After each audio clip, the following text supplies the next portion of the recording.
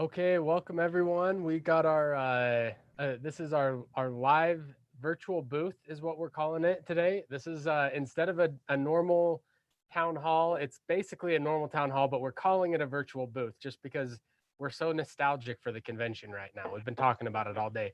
So all of you guys, this is just we're coming through the booth here asking questions, and Greg's even brought a few artifacts with him today, some show and tell like we might have sitting around a booth. So we're going to be actually another chair. If you've been here, he likes his chairs. We've had a couple chairs on display. We got one more today, another story with a chair. So if you're on the telephone line, you can press *9 to ask a question. And if you're on the Zoom channel and you're on your iPhone, you can just tap the screen on your iPhone. It'll show a couple bubbles in the bottom right hand corner there. And so you just click those bubbles and you can click either to chat or to raise your hand. So that's how you'll ask the question on the Zoom. And then on the phones, you'll just press *9 and you can raise your hand on the phone. So my name's Greg Powers. I'm Greg's campaign manager. So I'll be moderating the call tonight. We also have Victor Iverson, Commissioner Iverson from Washington County. He's Greg's running mate, Lieutenant Governor running mate, and he's in studio here with us today. So we're getting down to the wire here. Voting starts tomorrow. So without much further ado, I'm going to turn it over to Greg and Victor here. So let me make sure I got the right camera, and then yeah, we're good to go, guys. Welcome, welcome. We appreciate you joining this virtual convention booth. I mean, I'm so nostalgic. I was really looking forward, Commissioner Iverson, to having this great convention and all the emotion and excitement. We can't, so we're doing this. We're talking to the camera, but this is kind of like a booth. I wanted to bring in some of the things that would have been fun in a booth, some things that are nostalgic and things that I love that I'd love to talk about at some point. It's like a show and tell kind of, I don't know what, but we could talk about some of the things in our virtual booth. Yeah. And I think it'll be fun to talk about. The only bad part is we don't have the virtual cookies and the virtual. I know, no virtual cookies, virtual no water bottles, virtual swag.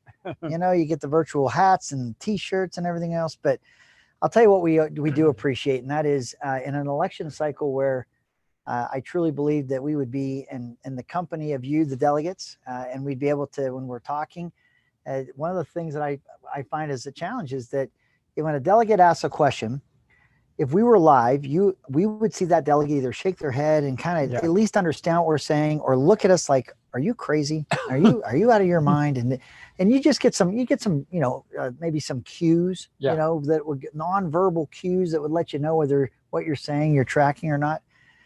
That's harder. Now my ear, hold on, my mic's killing me. I got to turn this down. I'm getting killed here. I got to turn that down.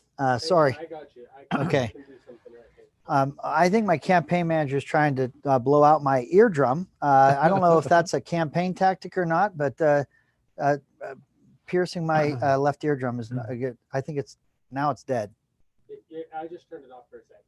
So can you hear me now? Yeah, they can still hear you. I just turned that off. I'm going to come back and adjust it for you. You just keep doing Okay. Oh, very So good. anyway, but not being able to see each other and get that is a little hard sometimes when we're answering questions. So when we answer a question, if it begs the question, I know we have to get through a lot of questions, but if what we're saying, there's some input you'd like to share, please do. We want to make sure that that we're having the robust discussion that a caucus convention cycle should have.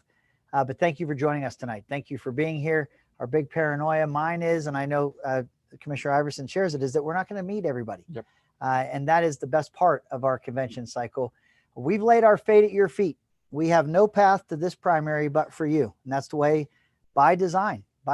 We always knew that would be the case. And I like it that way. But I like it that way if we get a chance to make our case and if you give us a chance. So with that, I'm going to let my running mate introduce himself a little bit and talk, and then let's jump into some good questions. Well, I just want to echo what you just said, Greg, that, I grew up kind of my first caucus and convention meeting. I was pretty young and I went there. And of course, I was always passionate about conservative politics, about being a Republican. I grew up during Reagan. And I can remember getting elected and being able to go to my first convention.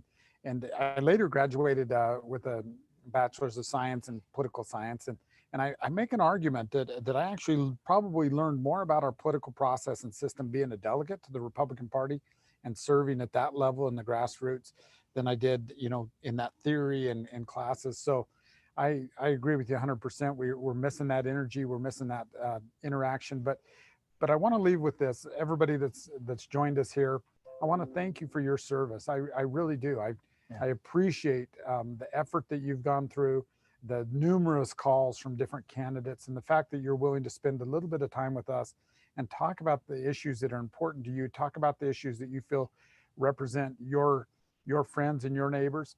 And as a delegate, a past delegate, I absolutely appreciate and salute you. And I believe in this process. It's one of the reasons that we've chosen not to gather signatures. We believe in the convention process. We believe in the delegate process. And so thank you. Thank you for being here today. By the way, I have to say, this is probably the worst way you've ever spent a birthday. Happy birthday, Victor. Happy birthday. My mother used to call me when she was alive. She used to call me and sing the primary happy birthday, Victor, dear. Happy days will come to you all year. I won't finish that. But yeah. This isn't the way I'm sure you've ever spent your birthday, but I want everyone that's watching to know this is a birthday. So he's a dedicated running mate. He's here when, and his family, he's from, Washington County Commissioner, so he's far from home right now, but thank you. Thanks for being up here on your birthday. Thank you. Thank you. It's my last year before I turn 50. And so I'm going to celebrate. It's going to be a good year. Yeah, so absolutely. We're not a big respecter of birthdays up here. So we had him just answering questions from delegates all day. And then we gave him some cold pizza for a couple minutes before he went in between here. So yeah, it's been a little anticlimactic for poor Victor. It's not been much of a birthday. So now I want to give Greg, we're going to go into questions from delegates here. So we've had some more people jump on. So another quick introduction. If you're on the phones, you want to press *9. Mic on? Oh, yeah, my mic's on. Okay. I might have adjusted your volume down a little too much. Okay. So, or here, hang on. You can hear me now. Everybody else should be able to hear me, but you can hear me now, right? Yep. Okay. Yeah. So, let me know if your audio level's okay, by the way. So thanks. Sorry, we're kind of doing everything on the fly here. So anyway, so *9 on the phones if you would like to ask a question. And then on the virtual town hall, you can just chat us, or you can click to raise your hand and I'll see that you have a question and we'll bring you on. So we're trying to get through as many questions as we can as possible. We have the theme today is we're doing a virtual booth. So Greg has a few little artifacts. I want him to highlight one artifact in particular first here. He loves his chairs. The man loves his chairs. If you've been on any of his other town halls. So why don't you tell us about the chair? I know you've just been dying to tell us about the chair tonight. You have a picture of my chair? I'm going to see if I can pull up the picture. Will you tell about the chair? I really wanted you to prepare everyone for the picture of my chair. I'm really excited about the chair rollout isn't quite the chair rollout's not happening. So we don't have them now, but I had the chairs for my office when I was speaker, and my chief of staff and we sat in those chairs for 4 years. And the new speaker, Brad Wilson, when he came in, he looked at the condition of those chairs and he wasn't going to have them. He wasn't going to even pay to fumigate them. He said, we're going to get rid of those chairs. And they were going to actually throw those things away at some point, but because they're all worn and everything else, but we had them. We don't have them now because, everybody got judgy about my chairs. And so we were sitting in them yesterday, but I have a better chair today. And if we were at a convention right now, what I would want you to see is this fine piece of historic furniture right here. Can the camera even see down here? Yeah, can I see it? Yeah, it's like you're on a. Okay, so I want you to know that this chair. Let me read that. It's got a tag on it. It's got a little plaque on it. Let me read it. President Donald J. Trump, presidential proclamation signed is the proclamation signing chair, December 4th, 2017. Modifying the Bears Ears National Monument and modifying the Grand Staircase Escalante National Monument. That ceremony took place in the Rotunda in the state capitol on December 4th of 2017. And he sat at the desk. The House chair was from the House offices.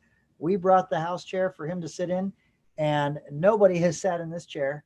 And you guys can't believe how many smart Alex want to sit in after I say that.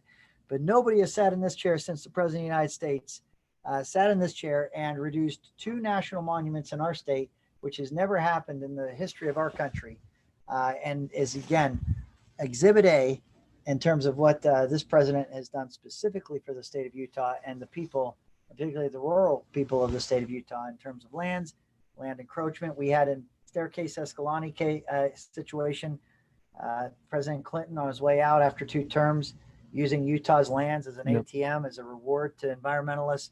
We had the same thing happen with Bears Ears with President Obama on his way out, encumbering through a national monument in San Juan County, the Bears Ears area. And we asked this president to please review those national monuments and how large they were. And he reduced in scope and scale, both of them significantly and appropriately.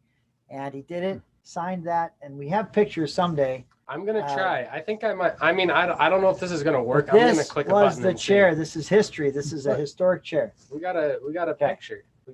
This is the picture that you're looking at right now. Which picture chair. Do you want? That's not the chair, the signing. You didn't send me the signing Yes, chair. I did. I sent you more than one chair. Okay. All right, hang on. Let me find the picture that if we got it. Scroll down. No, those are the ones that I got. You want the M&Ms? Do you want to talk about your M&Ms for a second? Yeah, put the M&Ms on. Yeah, they're up. Okay, so you see behind me, you'll see this little shadow box I have right here. Okay, did you know? Many of you probably knew this, but did you know that Air Force One has its own M&Ms? So you see that picture right there. I had to pick one side of it to put in my little box right here. But you see the M&Ms guy on the one side. These are the M&Ms. Now what happened was when the president came to sign this, he after the big ceremony was over, he said to me, Speaker Hughes, would you like to ride back with me to Air Force One? And I said, am I on candid camera? Yes, Mr. President, I would like to ride with you on Air Force One. I'll ride with you back to Air Force One. So we get in the big car, and there's actually, I took a picture of Senator Hatch, which I think is in his voter guide. Oh, I have this one too. So show this picture. This is part of the booth experience, folks. This is the booth experience you're having right now. Okay? You might be just saying, shut up, ask, we want to ask our questions, but you know what? This is the convention booth. You got to deal with this first. I am in they call it the Beast. The Beast is the big limo that the president rides in. And I'm in there and I'm with Senator Hatch and I have Senator Lee. And everybody's talking shop. We're talking policy, we're talking issues. And my head's just spinning because I don't know about you, but I've just not been with the president of the United States in his limo, driving around, and we're just talking policy like it's just another day. So I finally just say, excuse me, Mr. President, Senator Hatch, I know that this might be just normal for you, but I am freaking out right now. And I said, can I take a picture? And I really wanted to kind of jump across the seat and take a selfie, but I had to keep my cool. I couldn't be that big of a fanboy. But I took a picture of the Senator Hatch and the president there together. And so that's the picture I think we put up on the screen. So that was a big day for Utah. It was a big day on the policy side. Yep. But then he asked me, he said, do you want to come into Air Force One and see the place? I said, yes, Mr. President, I'd love to come up to Air Force One and see the place. So he brought me up, and then I did what any someone with no self-esteem or dignity would do. I looted the joint. I found they had napkins and so I asked permission first, but I got all these great little things out of Air Force One and I put it in a little shadow box. By the way, I was invited when the Pittsburgh Penguins won the Stanley Cup right here. I was invited to the White House for the Stanley Cup and for the big ceremony. And when he came in December, that was back in October, when he came in December and we were in the line, he said, I've got something for you, Speaker Hughes. And he pulled out of his pocket this invitation for the Penguins at the White House that I had already attended in October, and he had signed it. So at that point in the line, this is when he's coming out of Air Force One when we first got there, I just hugged him because I was so happy. And I think there's a picture that you have, Greg, of us kind of where my wife, Krista, and I are in an embrace. And that picture is from, you don't have that one? Yeah. I must be missing a couple. But... Oh, click on that one right there, that one above the M&Ms. Look at that one right there. I want to show you that. Let me pull it up here so that everyone can see it. They're not seeing it quite yet. So. And this is the last description. And we're gonna get to serious policy, but this is part of the booth. I just gotta show you this. I love this too. So you can't see the picture, but that is me coming down the stairs of Air Force One with all the M&Ms and the napkin and the things that are in this picture, the picture I showed you in my hand. And I am turning around to explain to the member of the military that is at the door of Air Force One that I got permission to take these things, ma'am. I am not looting Air Force One. I've not done this in an inappropriate way. I got permission for these things. And so I'm turning back. If you zoomed up that picture, you'd see I got a bunch of stuff in my hands, but kind of a surreal moment. And I enjoyed it. I was like a kid in a candy shop. So we're just gonna put this sign up for a second now. You put that one up. Yeah. Oh, that's from an old campaign. We'll get you that one. Yeah, talk about something else for a second. Yeah, so that's from 12 years ago. I had a campaign where I was. Oh, hang on, they can't see it yet. Oh, okay. I feel bad a little bit for the people on the phones. They don't get to see all the pictures. Well, some of them aren't worth seeing. I'm sorry. This is our booth. This would be all on the booth, just like kind of these fun things we've done.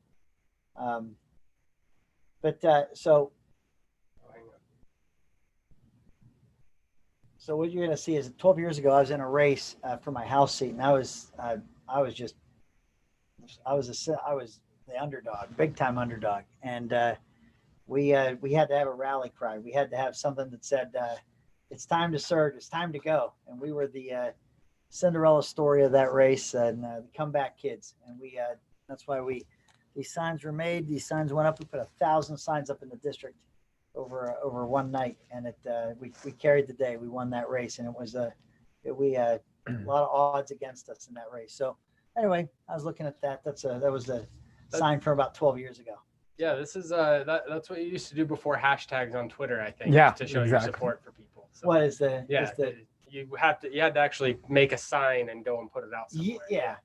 It was all pre, social media days. So that was what that sign was for. So that's kind of like a booth deal. That's kind of what we do in the booth. I got some other things here, but we've gotten way too long on the decor. Yeah. Although this is a historic chair. Did I mention that the chair is historic? Yeah. No, the chair is historic. Yeah. Okay. All right. What I appreciate is you introduce the furniture. It's always important that everybody on Zoom know, hey, why is that chair sitting there? Yeah, it was a little awkward to sit here. Why would we have such a beautiful chair sitting here? I mean, we are practicing social distancing in this day and age, but the chair is very much a part of a great story, not only for your leadership, but also for the state of Utah.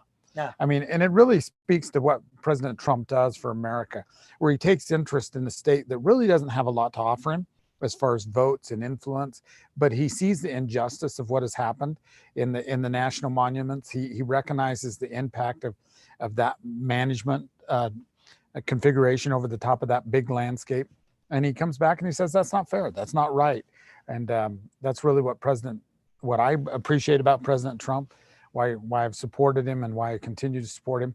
And frankly, Greg, I think it speaks to your style of leadership as well, getting down into the curiosity, getting down into solving problems, and that bold conservative leadership. But all right. So with that introduction of the booth and of the decor, we'll yeah, exactly.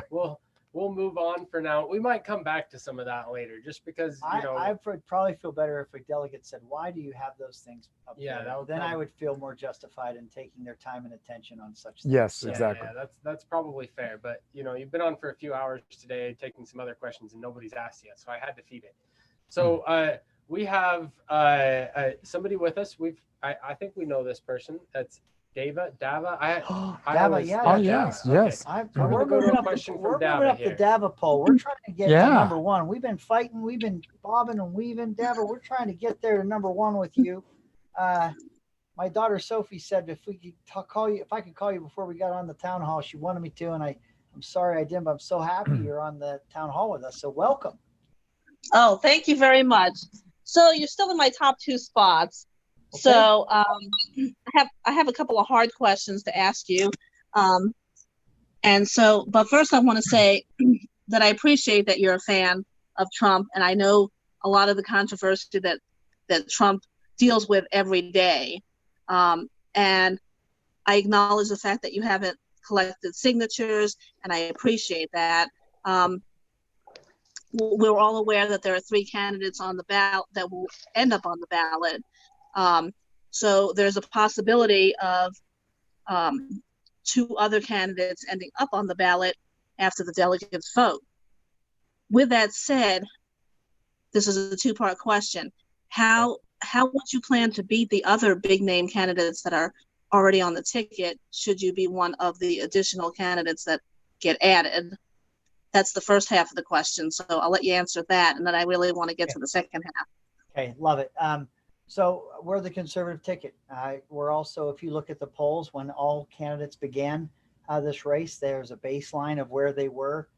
Much of those early polls are what they would point to as natural name ID. If you've, in the case of Governor Huntsman, if you've been the governor, you enjoy universal name ID. If you're the lieutenant governor, you enjoy high name ID. I think other candidates have not been as well known.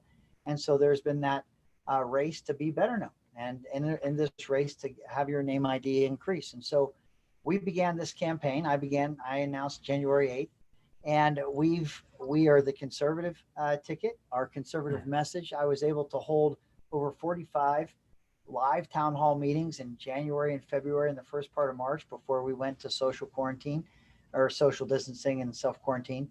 But at the same time, we were doing television and radio and digital ads, media buys that I think helped. And what you find in that time, looking at all the candidates from when we began to now, and you look at the most recent poll that came out maybe a week and a half, 2 weeks ago, we have climbed 11 percentage points in the poll, and there is no other campaign up or down the ticket that you see that double-digit climb in terms of approval and support growing the way that we are growing. So we have the resources that we have raised and that we've been able to get that message out. With not a high name ID, we're seeing that climb, and there is no candidate that can claim an 11-point rise in the polls like we have. And I believe that rise in the polls has come because of the message that we've shared and what we intend to do, but also the ability to communicate that with the public. And so I think we have a good track record. That is the formula that you'll see be a successful one in a primary.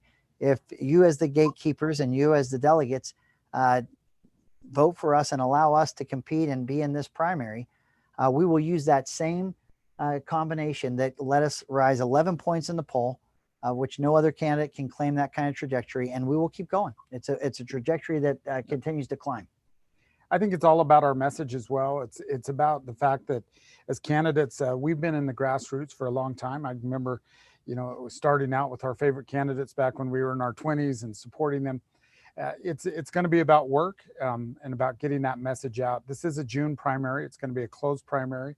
It really is to the Republican base.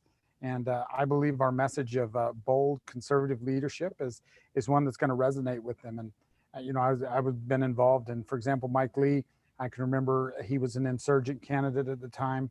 We worked with him and worked for him, and we're successful in that June primary against the odds. And I would say that we have a similar chance, very good chance, because conservatives, Republicans of the state, resonate with our message. So that's the first part. Okay, so the second part is that in this vetting process, obviously the candidates that do have a political office background, and when you do searches, you will find out what bills they stood behind, what they didn't, things that have happened. So in part of that, I understand that you have had some controversies with Kevin Garn, the UTA, the Urban Chase property management, and stepping down from the Utah Inland Port Authority. Is there any enlightenment you can give me on those controversies? I can tell you the common theme of the media criticism of me is what you can see when it's Trump as well. When you make decisions, when you change things, when you rattle the status quo, whether we're talking inland port, whatever we're doing, I have received criticism when we've done big things, things that have been impactful, and I've taken the media liberal criticisms for it. And I don't think it's much different than what you see the president of the United States going through. I think that if someone were to say, now I've done a Google search of President Trump and I've seen some pretty stiff criticism of this president, I can tell you why. It's because he is undaunted and he will not be intimidated from his positions. And I'm the same way. I've had a lot of criticism along the way, but the fake news and the conspiracies that you'll see in those stories, here I sit years later, and none of that is the case. Just like the things that they say about this president, he is our president today. All the witch hunts and all the complaints about that president, were not true. And so I think that comes, and I'm going to tell you, I love that you asked that question, because I think that boils down to the leadership that is going to be required moving forward. It is going to take, when we talk about doing the hard things, and I was saying this in January, but now that we're in a global pandemic, and now that we see that this economy is closed and shut down, the consequences of that will be shortfalls in our budget, cries by the liberal media and others to take more federal funds.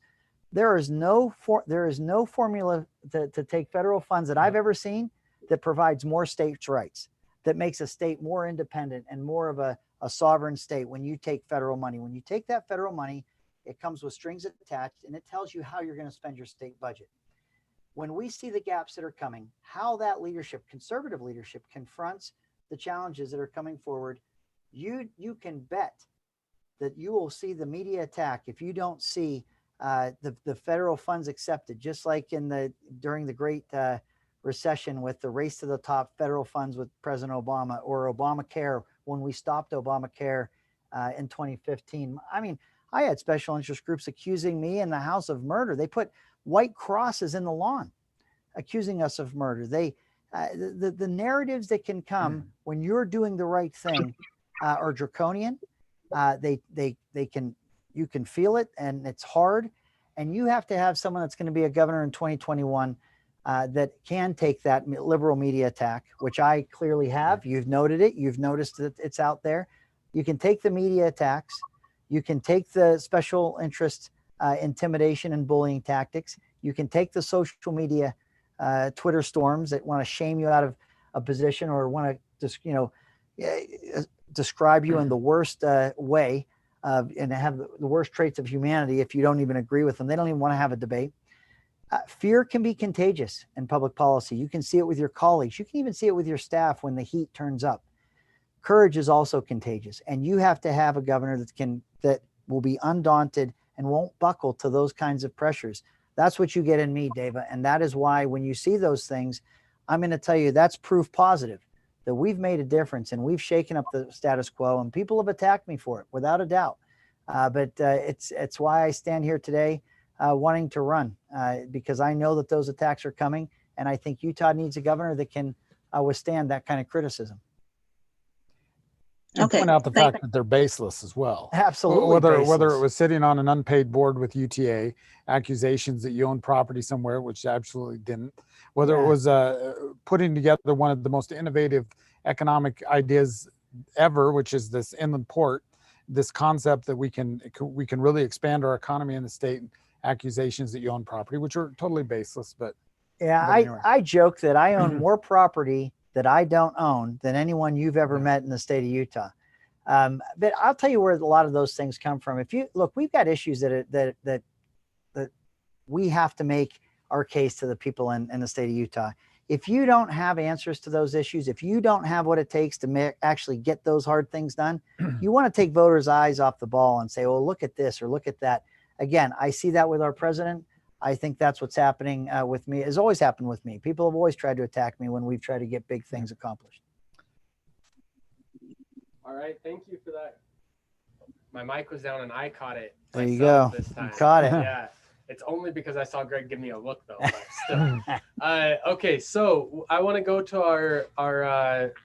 We have a question from the phones. I want to make sure that we're getting over to the phones as well.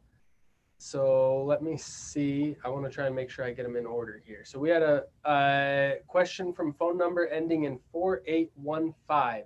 So I'm going to bring your mic up here. And if you just want to introduce yourself, and you can let Greg and Victor know who you are, where you're from. I got your mic up now. One quick reminder before we go to this question from the phones.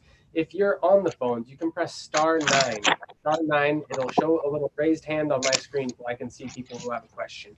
And then again, in the virtual town hall, in the Zoom meeting, you can either just send me a chat in the message, or you can click in your menu and there's a little button that says raise hand. So you can raise your hand that way as well. So let's go ahead. Let's go to the phones. Hey, this is Miles from Weber County. Miles in Weber County. Welcome, sir. Hey, I just had a question. I'm doing a little research, and out of University of Southern California, they have the new numbers out where they've done the antibody tests, and it turns out that the actual infection mortality rate for the coronavirus is about 0.1%, possibly 0.2%, which is right in line with, say, the seasonal flu. Mm-hmm. Knowing that, or with that new data, do you see any changes soon to come about? Maybe we can make some changes and get some things going, get this economy moving again. And what's your view on that? So I think that you point out the data that we have. If the rule is that good information drives good decisions, this is a pandemic, and we have made such I think draconian decisions in closing down this economy with very little information as to what we are dealing with. Mm-hmm. And I think as the information begins to unfold, we're only testing those with symptoms. We're only looking at those that come into the hospitals. But I think that sampling of the population more broadly, what you're talking about, if USC is identifying I think it's a 0.2 to 0.6%. Stanford's test recently that came out, I think over the weekend, was 0.12 to 0.2%.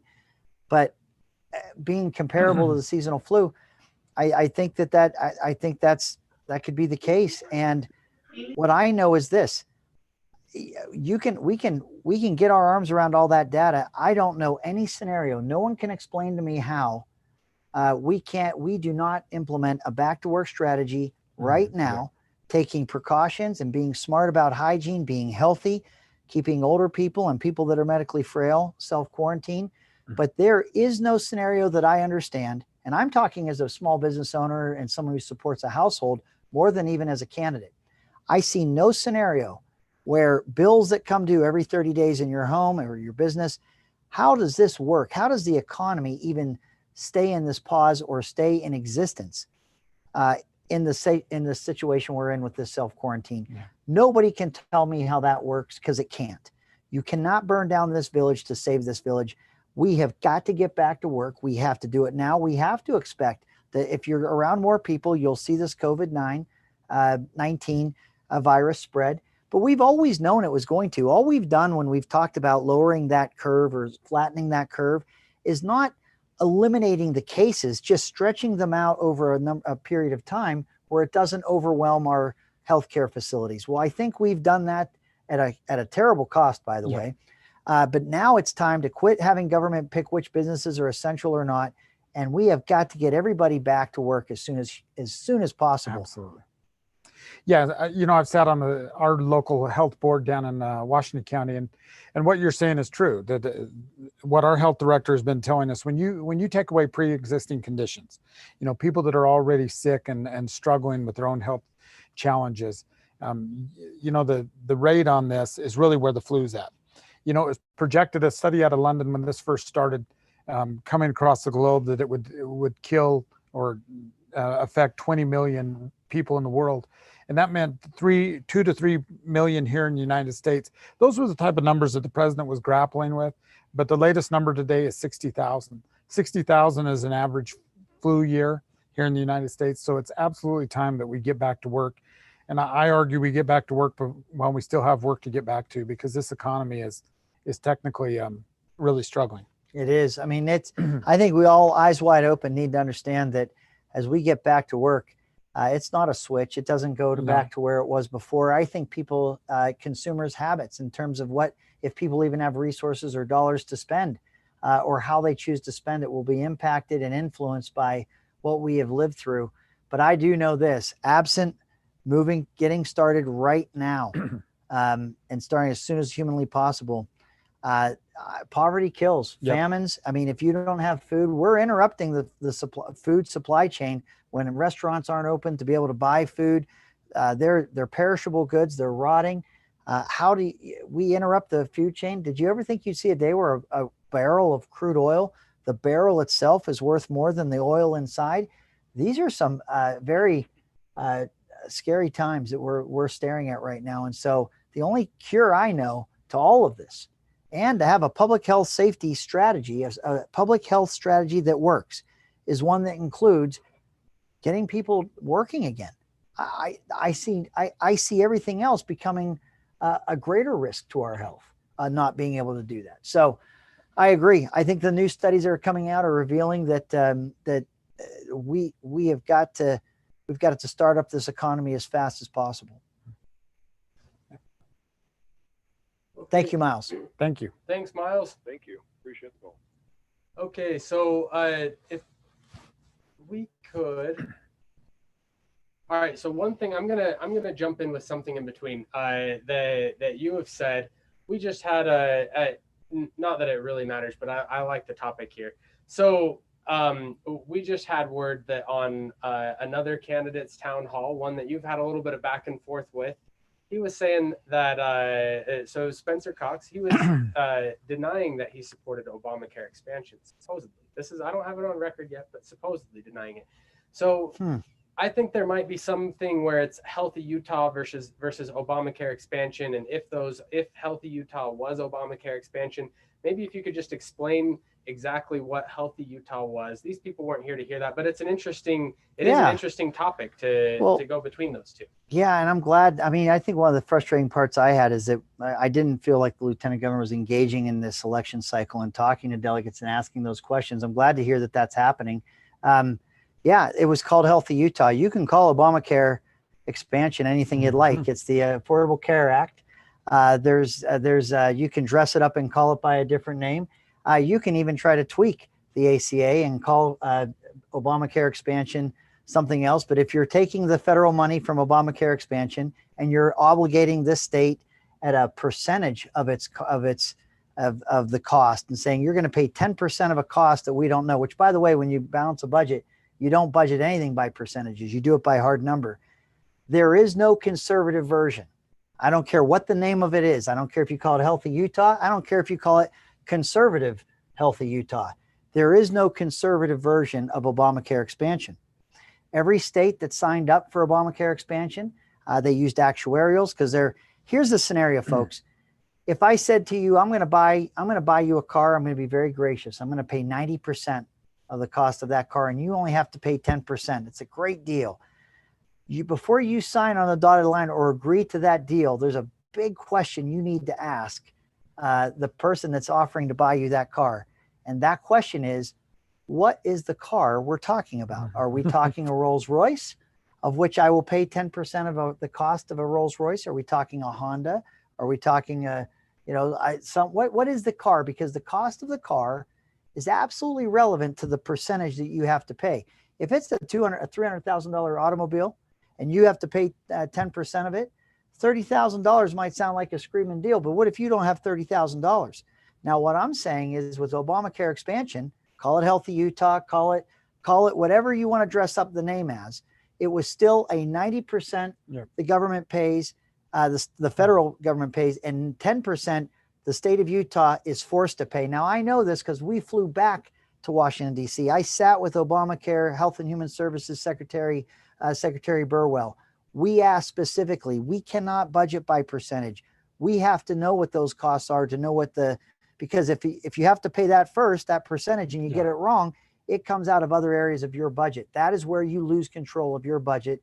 And if we want to have a Zoom with anyone that wants to debate me on what Obamacare expansion is or is not, we should have been having debates in this cycle a long time ago. But here's the point. Is there something here where he could have said that maybe he didn't support it, or he did support it early on and there was pressure and then he came out against it later? Is there any kind of back and forth like that? No. I think that what we cite, we've mentioned this. I think it's important for delegates to know. I haven't met very many delegates that would support a candidate for governor that did support Obamacare expansion. We were very careful to make sure that we could footnote and document. The lieutenant governor advocated for that. I think he knows it. I don't want to even argue a premise I haven't heard him say, because I don't believe he'd say that he didn't advocate for this with the governor. They advocated this throughout. It was never a scenario where they didn't. And in fact, but anyway, so I'll leave it at that. Other reports say that he did say that last night and tonight. No. So I haven't heard it from him himself, and that's why I think we ought to just have a Zoom and just have that discussion where we can hear each other. Because I don't want to argue a false premise, but I would have a very hard time believing he wouldn't agree that he was advocating for Obamacare expansion. Right? He came to our caucus. We have a Republican caucus of House members. He came and made a passionate plea to accept these federal funds in this federal program. He knows it. So, But I will just say this: now that we're in the times we're in now, my analogy had always been Rolls Royce versus the, the Honda or the, the Chevy Cavalier or whatever we want to call it. And what's 10% of those costs? We're walking into a time right now with unemployment rates that are looking like 20%, maybe 30%. That Rolls Royce, in terms of the cost of those that are in that income level or unemployed or looking for healthcare through Medicaid expansion, Obamacare expansion, that Rolls Royce is probably a 747 jet at this point that the state is now obligated, because it did pass by, and sadly it passed by an initiative and a tax increase, a sales tax increase in 2018. And just like anything else, the sales tax increase doesn't pay the 10%. That cost to the state and its obligation to pay 10% of that cost is no longer the cost of a Rolls Royce. In the times we're in now, it could easily be a 747 jet. And this state will have to pay that cost first. And that Obamacare expansion, that's for people that are able-bodied, that are usually Medicaid was for people, they were for children, and then also for those that were physically or mentally disabled. This is an income level. So if you're an able-bodied adult making $12,000 a year or less, you qualify for Obamacare expansion if your state signs up for it. Well, we're signed up for it now. We stopped it in the House in 2015, and we even came up with a state plan. Some critics called it frail care because it wasn't rich enough. It didn't have all that free federal money in it. But we did have a plan that we thought we could help people that were in need, that we could quantify with a real dollar amount.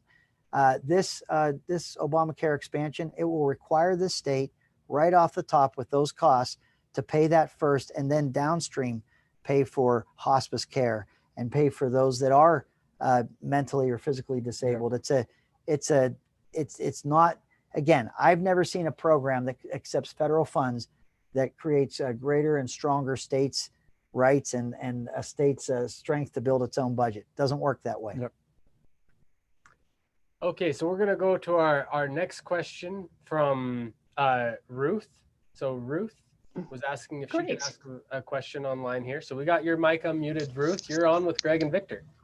Thank you. So nice to be here. I appreciate you taking my call.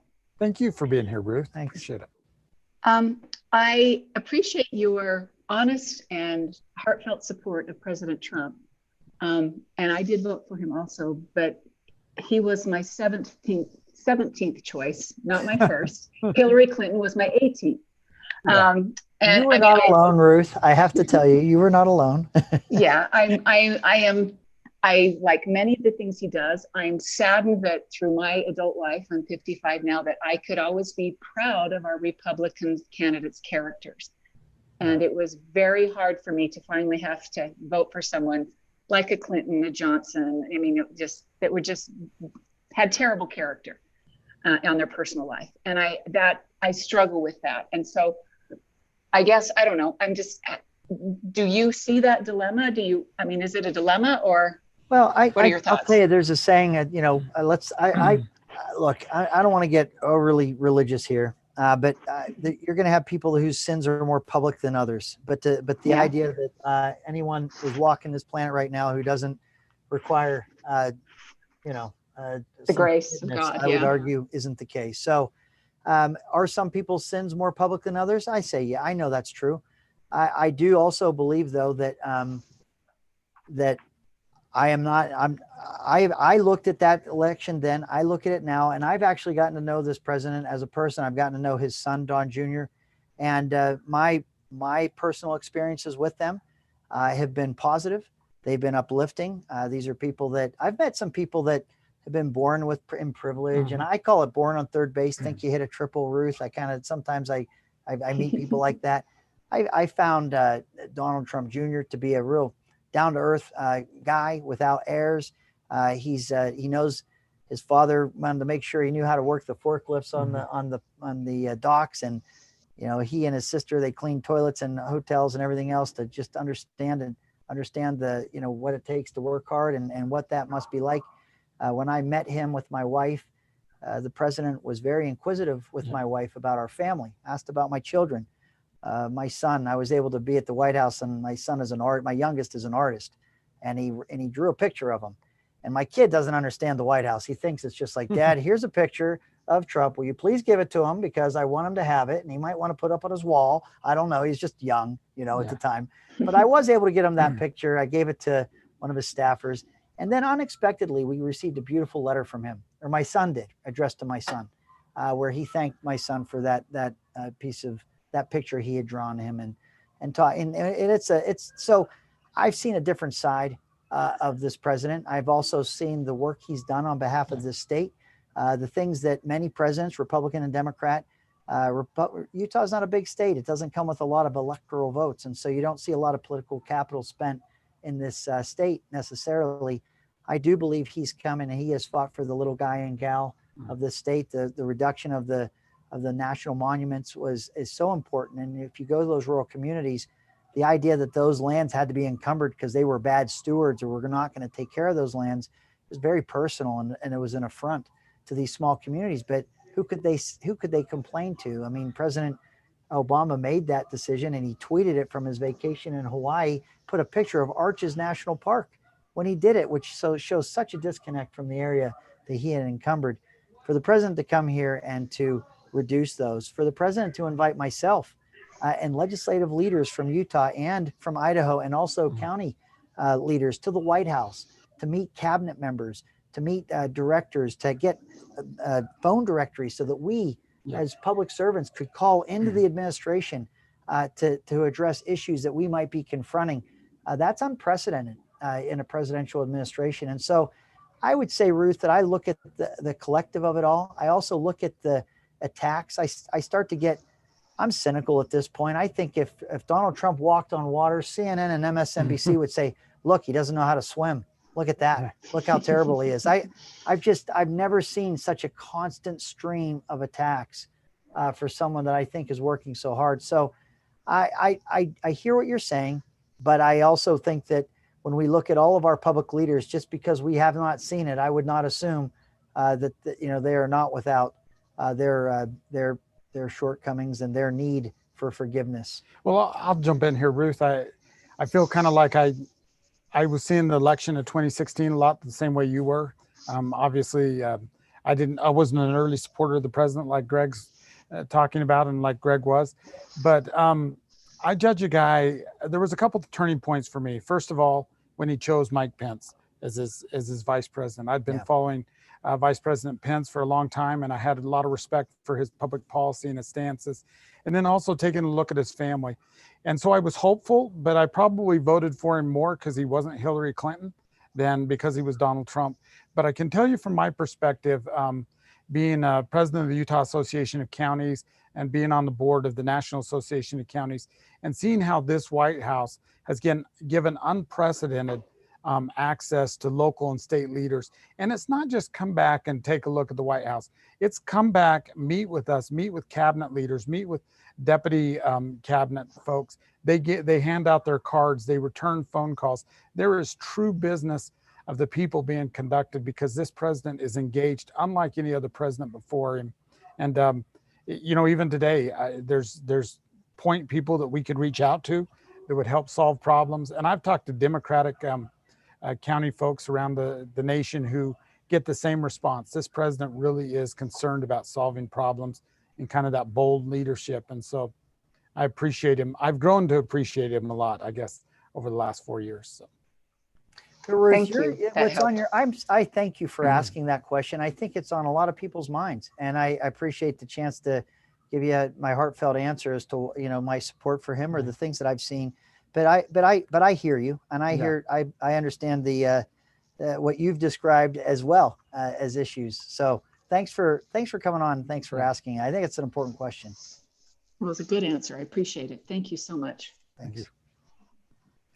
All right, we have another guest, Georgia Davis. Georgia, are you there? I am. Hi, Georgia. Hi. Hello, welcome. Thank you. I was just wondering, Utah's been such a well-managed state in the past, and that we've had so much growth over the past 5 years. So I'm just wondering what you would see as being the top 3 challenges in the legislation coming up in the following year to deal with the growth. Yeah. So let me just say, and I could answer this for a long time, and I sometimes when it's your top 3 or 5, I'm just going to give you my answer of what I think the biggest challenge is, and I think you could argue it might be more than 3, or it might be talking about 1. Look, this state, the first reservoir that was built with the expectation that we would grow as a city on the hill, that we were a pioneering state as well as a state that would grow from within with large families, was in 1902. And then you see the way that in the early 1900s, these reservoirs were being built. And you could have easily said back then, who do you think you are? These are over-engineered and these are too expensive and they don't match the population of the time they were living in. But there was this vision and this understanding of the state of Utah and where it was going and what it was going to become. Fast forward to today, we are over 3 million people in the state of Utah. And you can look at our water infrastructure and our roads and our rail infrastructure, even the Intercontinental Railroad and what that did to change the economy in the state of Utah. What we've had up until now is really a hyper focus of that infrastructure, that water and rail and roads, population growth, job growth, and corporate expansion and relocation.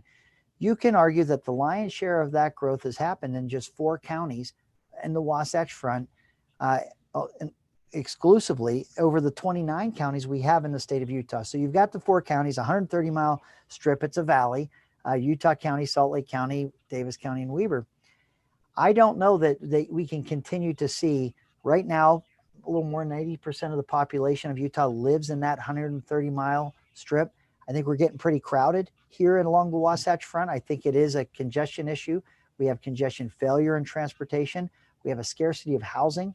It's a supply and demand issue, so that when you have more demand than you have supply, the prices go up, the cost of housing goes up. So you have the quality of life that is going down, arguably, and then the cost of living going up. As governor, what I would do different, not saying that what's happened up till now is wrong. I do believe we are the best managed state in the country.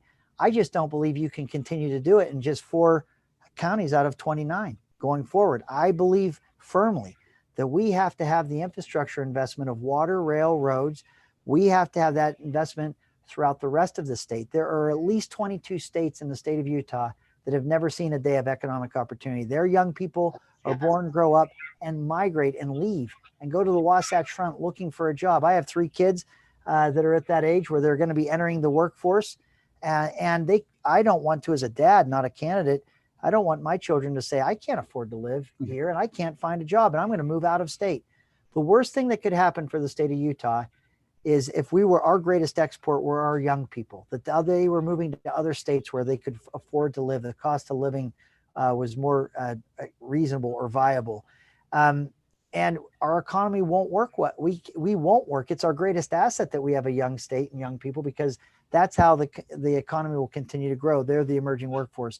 So the greatest challenge of congestion failure, scarcity of housing, even as you get more people in a valley, the air quality can get worse, even though we work on that. I say it's a relief valve to the Wasatch Front to see economic prosperity and growth and investment throughout the rest of the state. And I'd just add to that, Georgia, that it was only little over a month ago that Greg was down in St. George. We were doing meetings and visiting with people. And that was the very day that we started talking about this COVID-19, about some of the impacts that it would have as we started to take in the measures that have been instituted. So I think in the first year, we're definitely going to have to be dealing with the COVID, the impact of shutting down our economy. We've proven that we can shut down our economy. Now the test is going to be, can we open our economy back up and get us back to work? That has major consequences for our families and for our state budget, which deal with all of our things. But to add on to what Greg said, this idea that we're going to be able to spread prosperity across the state and really keep our young people there. This is going to be critical for the future of the state of Utah. So it was a great question. Yes, thank you. All right, one sec here. Mike? Yeah. Okay, so we got another question. Sorry, I was running a quick errand. I was away. All right, so we have another question from Aaron. So I'm going to bring Aaron on. Let's see, Aaron, are you there?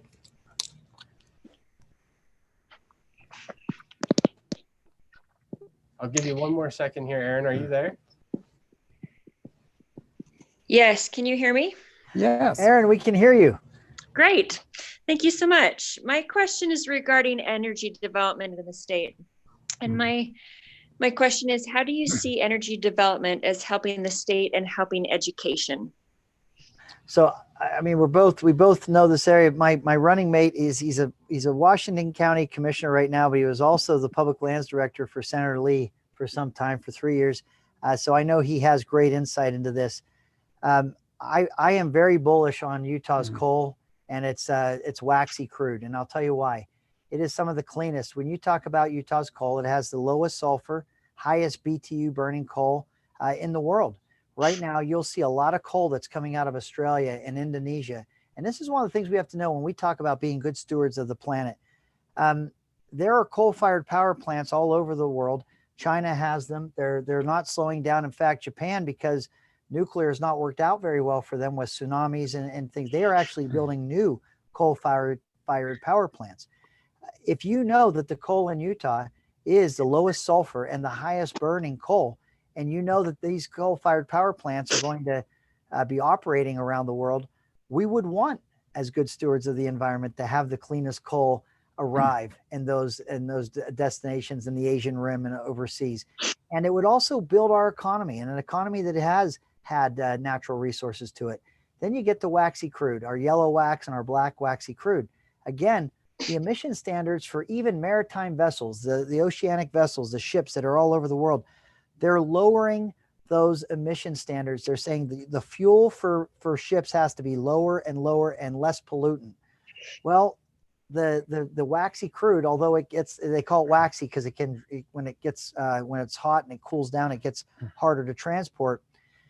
It has some of the lowest sulfur content of any crude found in the world as well. That can be a blend stock to make the fuel that these oceanic vessels will use a lower emissions, a less pollutant fuel. It has a value. It has a value as we see lower emissions and cleaner fuel being demanded and required. The natural resources we have in the state of Utah can fill that need and fill that demand. And when they do that, I mean, now's a tough time to talk about it because a barrel of crude right now is less than zero. So it's a weird time we're in. But in the long view, to your question, I think that our natural resources have great market demand. And I don't want us to get trapped into this. Yeah. We got to be a state of tourism only, and we got to be a state of services. And we don't have these traditional markets that we've always had that we can deliver. There is a market demand for it. And I believe that there's a way to make sure that we can get those to the market. Inland port's part of it, but that gets me into a whole new discussion. Well, I'd just add on to that one of the blessings that Utah has is our energy. You know, we have cheap energy. A lot of you might not appreciate that when you pay your power bill, but if you were in California, you'd be paying probably 3 times what you're paying here. So really, cheap energy and access our energy really is what is going to drive our economy. In fact, I think it's one of the solutions to our air problem here in the Wasatch Front, is if you really want to take care of some of that haze, then you got to electrify more of your transportation grid. You can only do that if you have cheap energy. So on to your question about how energy comes into education, a lot of SITLA properties have been moved into the basin for the energy that they have. And so as energy extraction happens on those parcels, you know, that obviously puts money back into the school institutional trust accounts, which would benefit our children as well. So I think energy is very, very crucial to Utah and its future. That's perfect. Thank you. Okay.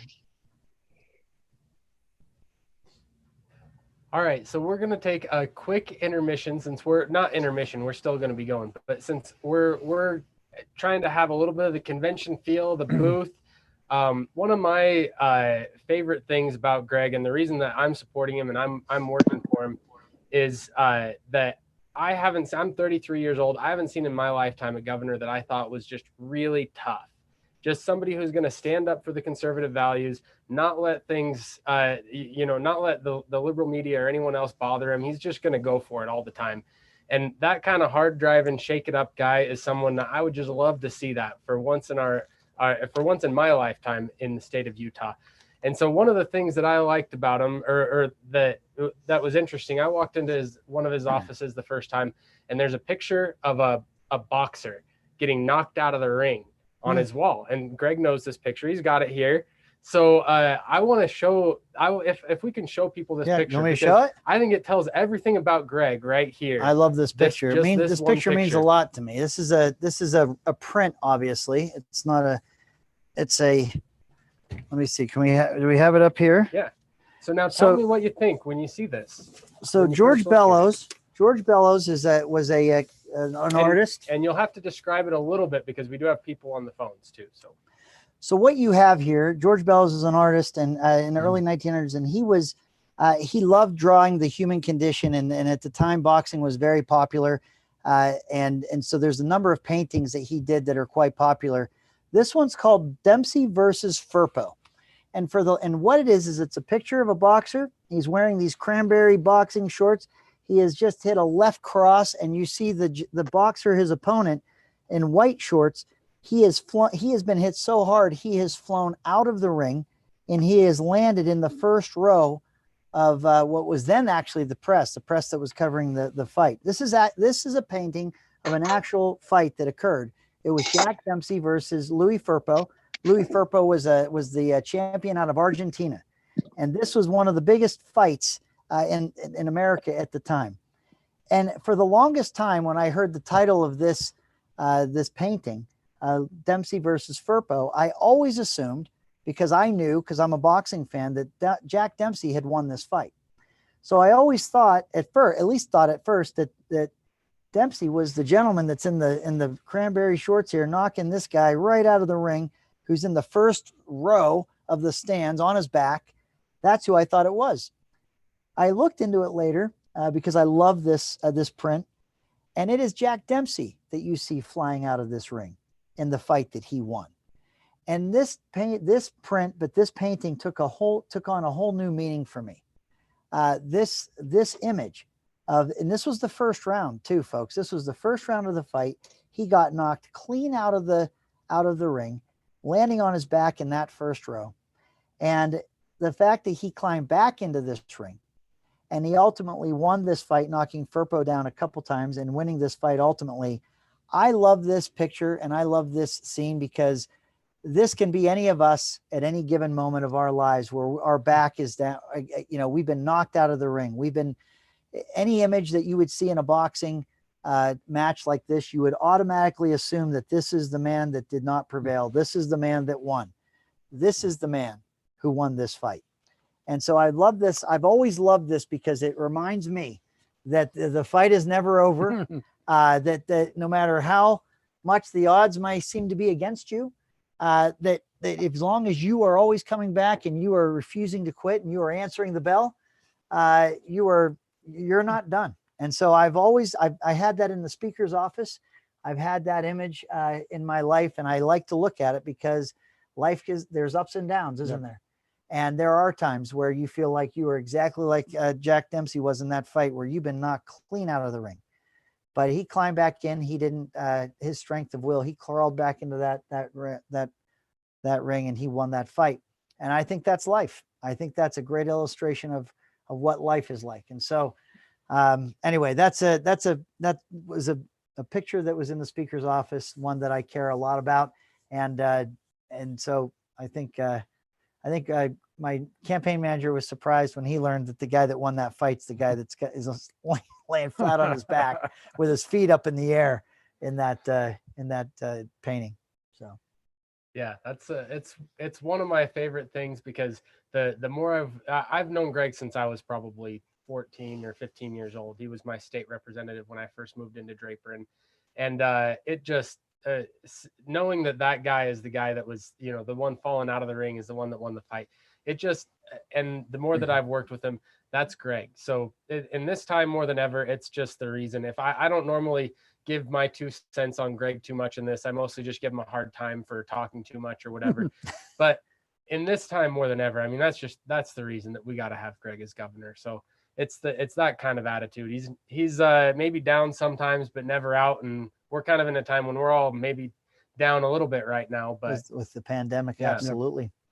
You know, that's I'll just say this too, and this is I think I fight harder when people think I can't, well, Yep. you know, when they say what you can't do, when the best time to get me is when I'm fat and lazy and I think I got it made in the shade, you can sneak up on me. But when it's tough, and so even when I ran against a very, very strong candidate the first time. I was the underdog. Most of the tough races that were big races, even the race for speaker, I was the clear underdog in those races. And I think it's where I operate the best. And again, it's why even as we see this global pandemic, it's why I have so much faith in the state of Utah.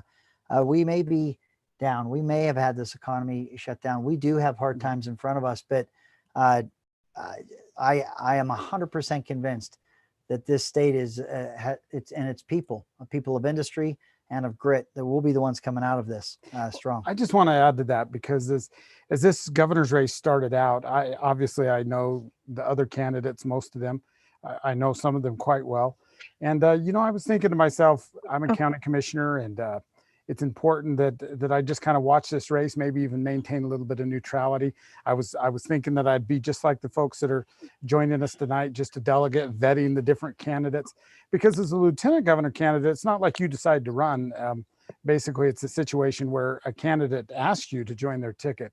And so as I was taking a look, and we were having discussions in Washington County about how important this governor's race was and who would be the best governor. It always came back that the person that we had the most confidence that could lead and could get important things done was Greg Hughes. And so it was at that point that I reached out to Greg, and I says, Greg, I want to support you. I want to help you become governor, because I absolutely believe that you have the bold conservative leadership that my county needs. I have some very critical projects that engaging with the state, engaging with the current administration has been quite difficult. And it's mostly because they won't engage. It's mostly because the current administration, the current governor's office, kind of just takes a real tepid approach to very critical infrastructure issues that I'm dealing with. And so it comes back to that point of my confidence in Greg's leadership. And he's proven it over and over again that he has the curiosity to really dig in, find solutions to problems, and solve it. It's absolutely something we need. And it's even more critical now that we face this COVID, that we face the shutdown of our economy, that we face, trying to restart our economy, trying to rebuild it, that we have a governor that can really lead out on this issue. All of you have had an opportunity to vet the other candidates. I appreciate so much the time that you're spending with us. And I just want you to know that I was very much intending to be in your spot tonight rather than sitting here. But the reason I'm here is because I absolutely believe that Greg Hughes is the individual that can be the governor of the state and can really lead out. Because let me tell you something, Utah is the greatest state. When Brigham Young rolled in and he said, this is the place, he was absolutely right. I live in Washington County, and I drive into work every day from where I live on Laverkin. And every day I think I'm so blessed. And I'm sure that a lot of you, no matter where you live, and whether you're living in the basin, whether you're living up in Cache Valley, whether you're living right along this beautiful Wasatch Front, we have the greatest state ever. And we have challenges, but boy, we have some great opportunities if we provide leadership for those opportunities. Otherwise, we'll be exporting our kids, and we just really can't do that. So anyway, just my little impromptu endorsement. You get me started about a couple things. One is my passion about our party, passion about our conservative values, passion about individual freedom, and also this idea about leadership and electing a quality governor. It's absolutely essential. Thank you. Thank you, Commissioner. I mean, he represents a district or a county that it's the largest small county in Utah. I've talked about 29 counties, and really the lion's share of infrastructure investment and then population growth is in the Wasatch Front. And then you find Washington County at 200,000 people. They have grown in spite of the odds really being against them, with all of those advantages really being found in one particular area of the state. And so when you see that growth happen in spite of the odds being against them, and then understanding that Utah's strength and its prosperity will be found as we see that prosperity grow amongst all the counties, I could not be more fortunate to have Commissioner Iverson as my running mate. And he wanted to stay out of it, but I'm here to tell you, there's a lot of candidates running for governor that were working hard to earn Commissioner Iverson's support and endorsement. So I was very fortunate that I was able to earn that support. And that's why I think this team is strong. I think we are going to make this, we are looking at the entire state. You know, you got a good team when you spend like an hour discussion in the night after the town hall when everybody's tired, just talking about Jefferson versus Hamilton versus Washington, and everybody gets very yeah, we did. We all had our own opinions, didn't we? Yeah, founding father debate about which one we thought was the best one. That's it's true. All right, so we're gonna go to another question now. We have a question from Dwayne, and Dwayne, our next two questions, I promise I'm not planning questions or anything here. We just take them as they come. But Dwayne and then me and Nuki both don't have mics. So our next two questions are going to be from people without mics. This isn't me just making stuff up here. All right, come on. We're real here in this town hall. So so the question from Dwayne is, what's your opinion, or do you support Mitt Romney? Are you for or against Mitt Romney? I think was the exact question. Oh my gosh. You've been speaker. You've been through impeachments before. I know. So let me just, okay. I think, so when we were having live town halls and I was being asked this question real time when the Senate trial was going on, and I was pretty hot about it. And so I probably was a lot more emotional. I'm trying to be more measured or more careful. I don't know if careful is the right word, but I'm not as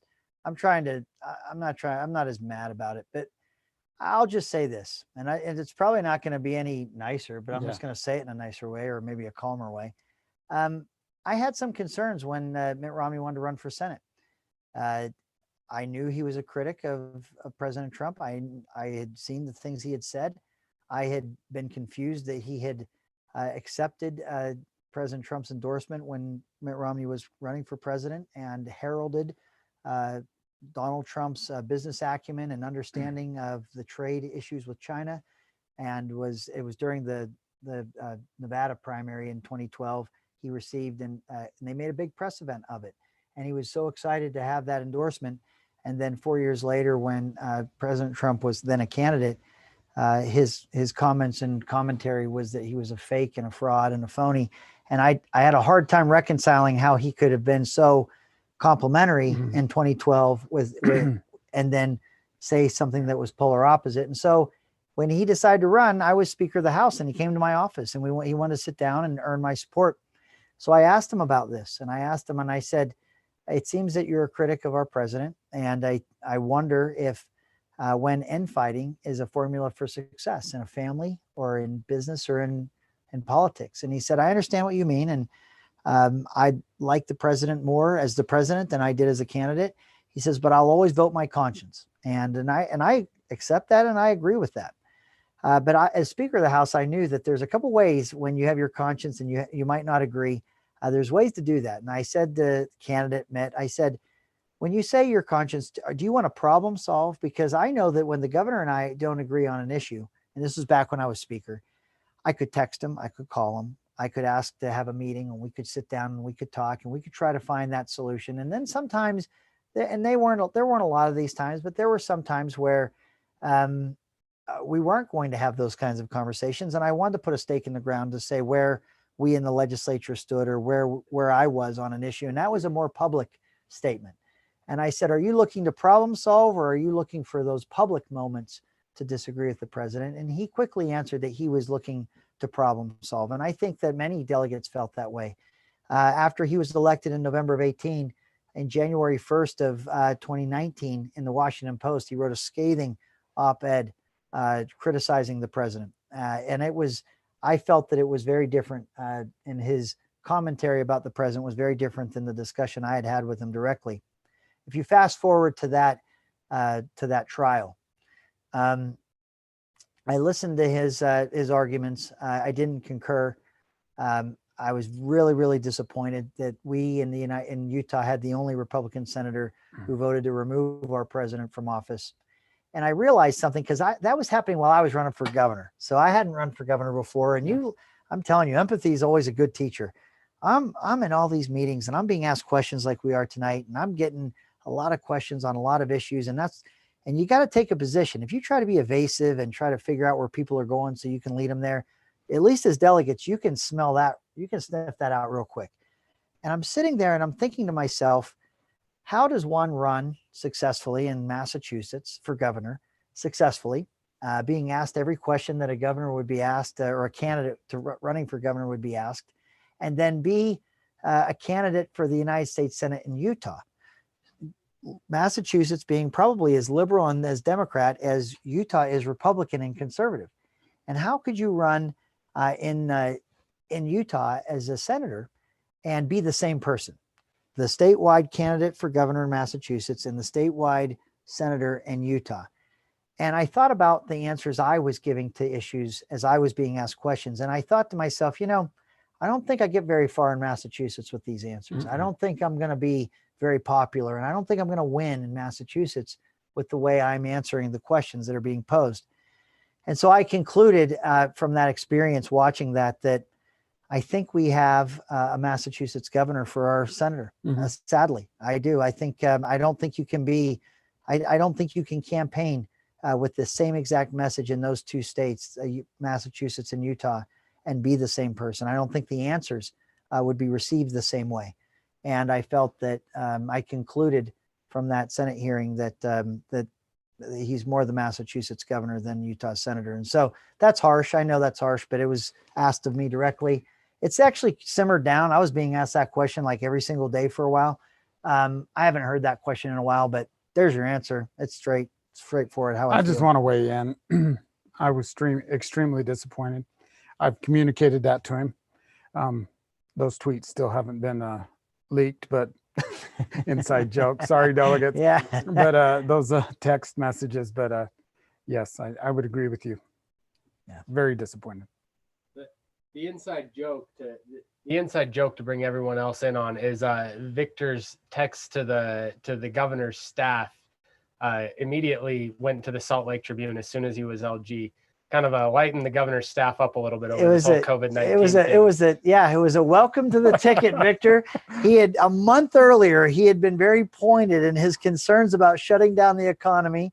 And which I continue to share, which he still has, and he was very pointed about it, and miraculously, as if from just landing, parachuting in, as soon as it was announced that he was on the ticket, that we were together, the Tribune had all these internal communications with the governor's staff about this issue. So I said, baptism by fire, welcome to the arena. And so anyway, that's the not so inside joke anymore, is it? It's an outside joke now. So we liked the messages anyway. Actually, I love those messages. Quite entertaining. They showed my historical description. I know. I think he referenced a lot of history, and it's important you learn from history, or you're doomed to repeat it, right? Yep.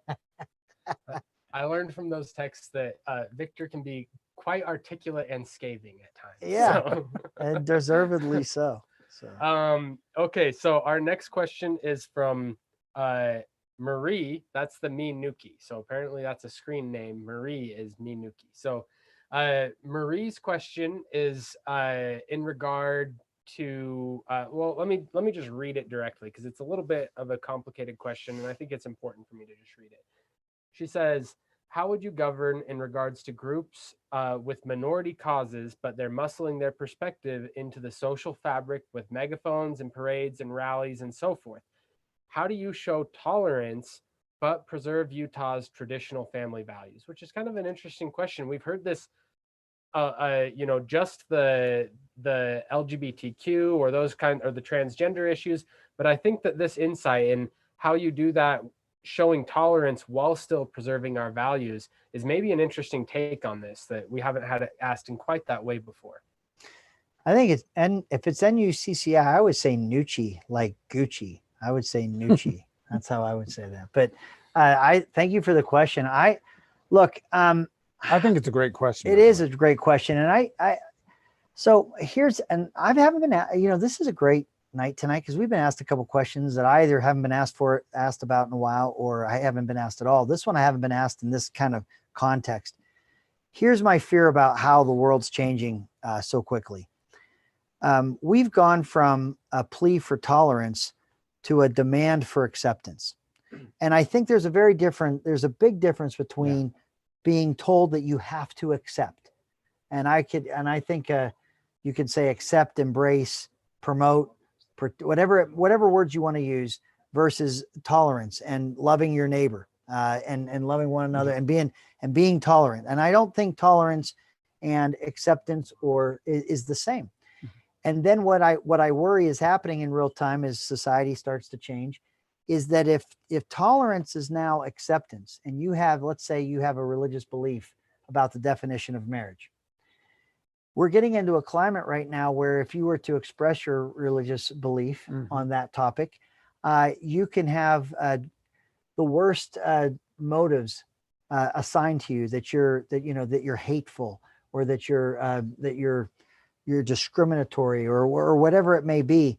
And I think that we have to always be on guard. And I am never going to be ashamed of my faith, and I'm never going to shy away from my faith, and I'm never going to be told in the United States of America that I'm not allowed to express my beliefs and my faith. And I am going to make sure that I live in a country, and that if I am your governor, this state will always be a state where religious liberties are always protected, and they are under assault right now. Right now they are. At the same time, I never want anyone to believe that expressing one's religious beliefs mean that is an expression of hate, or of bigotry, or of intolerance, because it's not. So I'm going to have my religious beliefs. I'm going to look at religious liberties, understanding again how some people we talk about the Tea Party a lot. I go back to Plymouth Rock. Okay.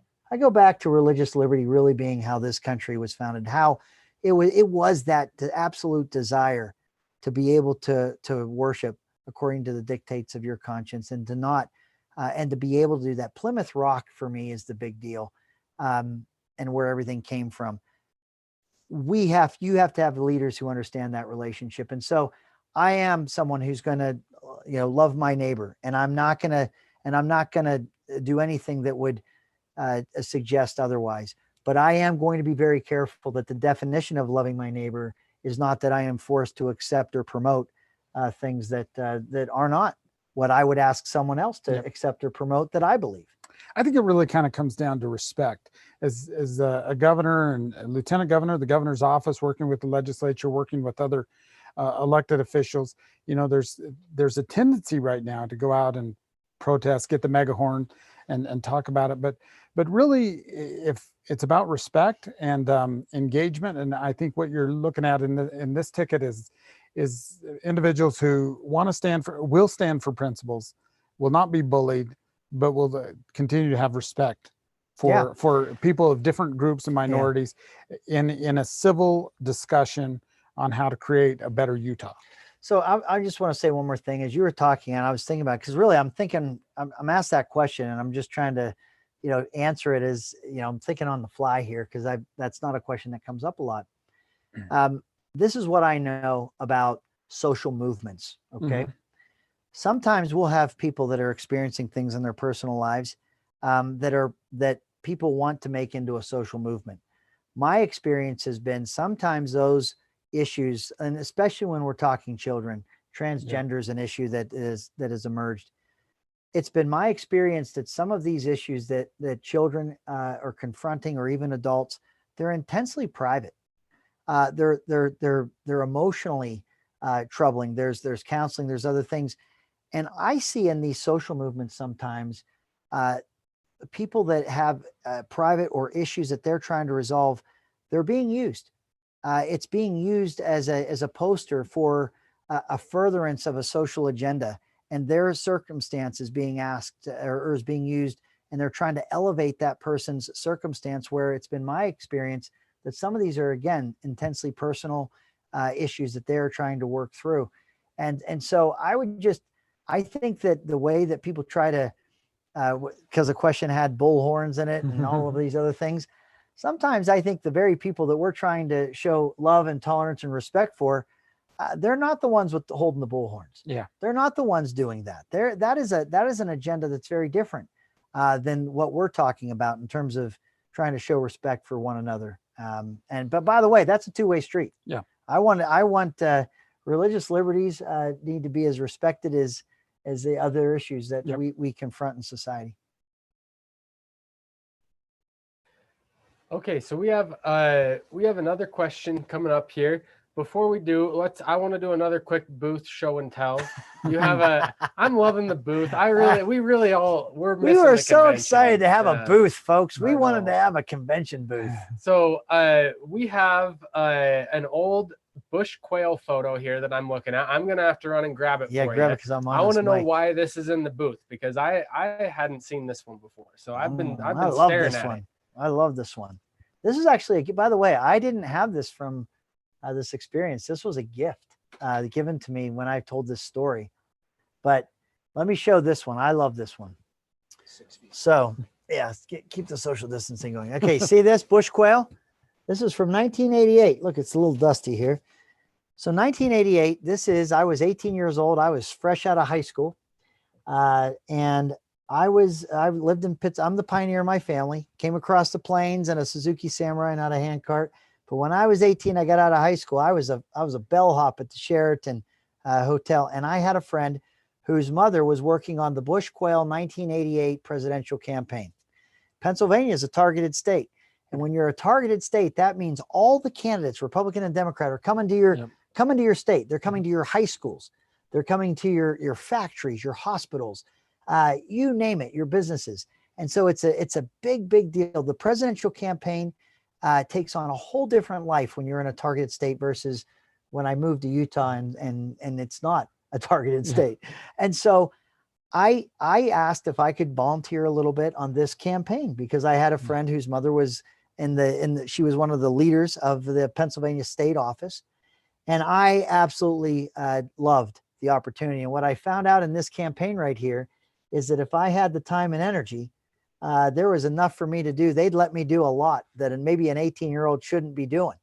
I did advance work where the Secret Service would bring Senator Quayle or his wife, Marilyn Quayle, into Pennsylvania somewhere. And I would go out and work with the staff of in Erie, Pennsylvania for a fundraiser and a big media event.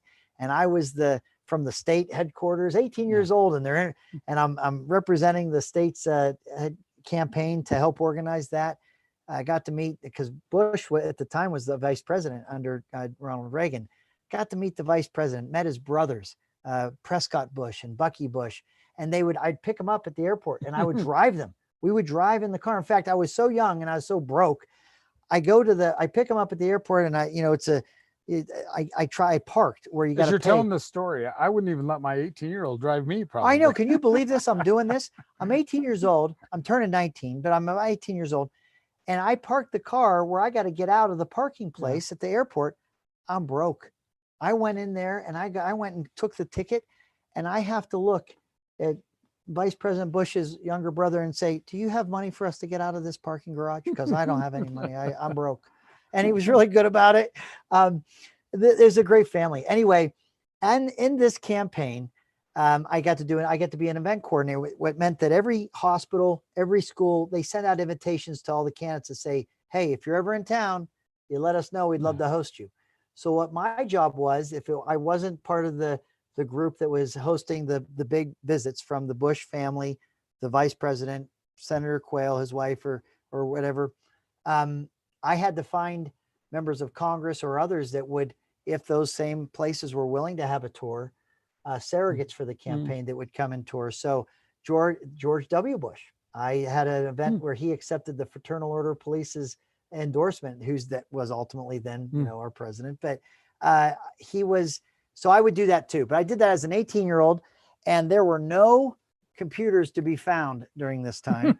So one of the things I did, and I've answered this, people have said to me, "Where'd you get your politics? How'd you get political? Where did all this come from?" I had a curiosity about it when I was in high school.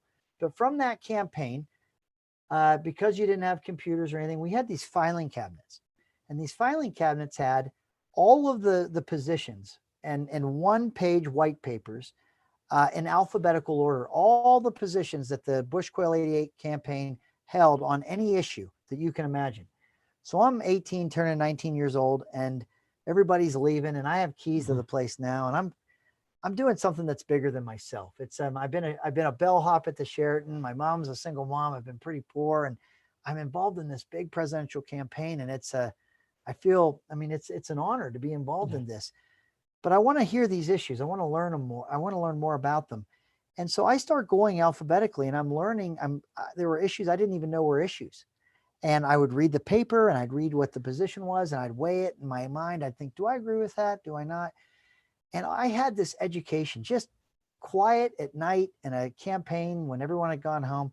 This little 18 or 19-year-old got this education that I wasn't expecting. And I found that I did have opinions about those issues. And I did draw from my experiences from a steel manufacturing town that was losing its steel mills in the 80s. And I was watching laid off steel workers that were working at the Sheraton for a fraction of what they made, supporting their family. And I was watching this happen and unfold. So I learned a lot in that time. And I'll tell you, my immediate boss in that race, I know this is a long story. I'm sorry. You'll never want to see another one of my pictures, but this is kind of a small world. My boss was a gentleman named Tom Corbett, and Tom Corbett was kind of the boss of that state office. He went on to become a United States attorney. He went on to then be elected as Pennsylvania's attorney general. And then ultimately he was elected to be Pennsylvania's governor. And when I was a lawmaker, I went back to a convention in Pittsburgh, and I went up to him, and he was running for governor at the time. He was the attorney general. And I said, Attorney General? And he looked at me and he went, Greg Hughes? I said, you remember me? Because I used to send him things I was on a church mission in Australia and Papua New Guinea. I used to send him stuff when I was a missionary. But I said, you remember me? He says, where have you been?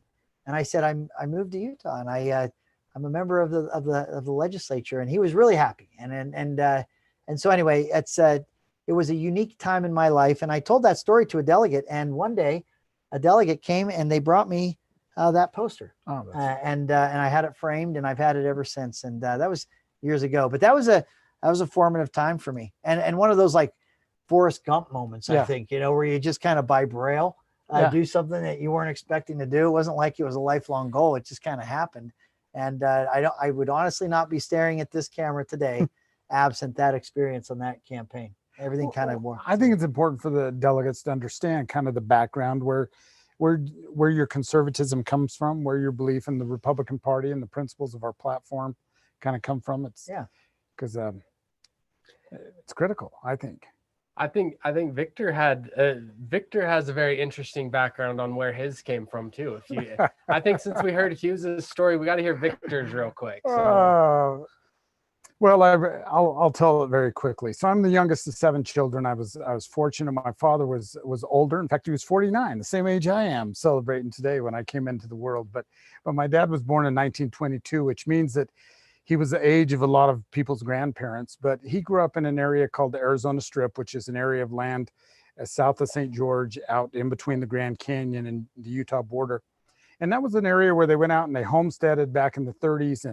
And he grew up herding sheep and punching cows and really kind of that cowboy lifestyle. And so even though, we lived there in town, he made a habit of, taking us out on these pack trips, kind of teaching us, horsemanship and that type of lifestyle. But he was really an individual who believed in individual freedom.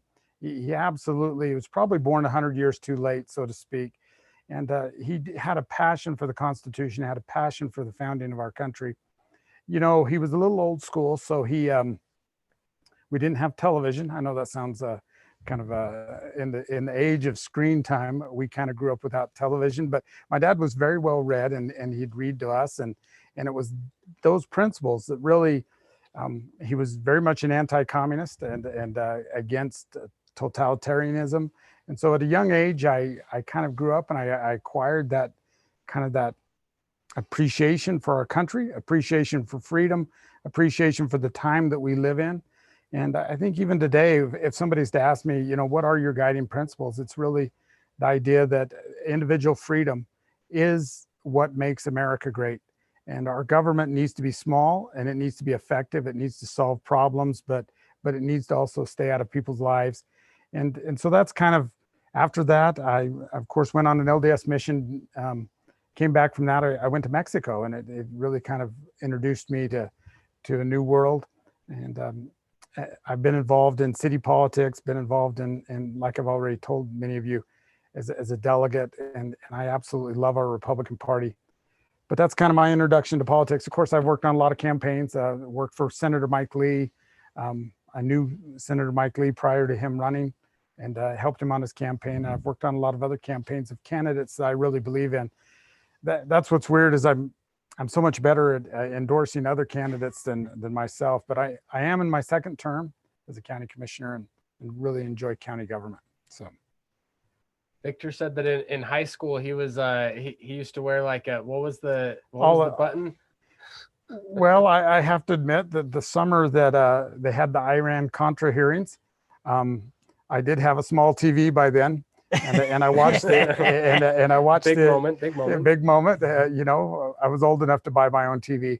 I watched the entire Iran-Contra hearings, and really become a big fan of Oliver North. If any of you remember that testimony, it was quite dramatic. I remember that summer. And so I used to have a button that was like Oliver North, and it had his picture, and it said All American Heroes. So if you go back in some of the yearbooks, that yearbook picture, I think I was a sophomore in high school at that time. I had that button on my yearbook T-shirt, or picture. So good instincts. I love it. Yeah. I love it. All right, so we're gonna go. Where's that? You got to bring that to the. We did that for the virtual booth, Commissioner. If I would have known, I would have brought it. Shoot a picture, and we can load it up. Yes, we're gonna load it up. I'll go get it. It's still there. So. All right, so our next question comes from Creighton King. So Creighton, sorry for the long interlude here. This is our booth day, our virtual booth day, so we're having fun with it. So all right, let me see if I can get you unmuted here, Creighton. Are you there? Hello, can you hear me? Yeah. We can hear you. Welcome. Great. How you doing, gentlemen? Good. Thank you for joining us. Good. Hey, about a year and a half ago, I've been involved in recreational aviation for years, and we have very low impact on the environment. And it's a great way to spend time with my kids and with friends and family. But some unelected bureaucrat in the state lands decided that people can't fly their little airplanes and land them on dry beaches, or fly their paragliders from dry beaches or in that sovereign lands area. And so we have been working at putting some bills up to make sure that we can regain the rights that were taken away from us. Yeah. But I'm wondering if Greg Hughes is a candidate to support us restoring the rights that were taken away from us.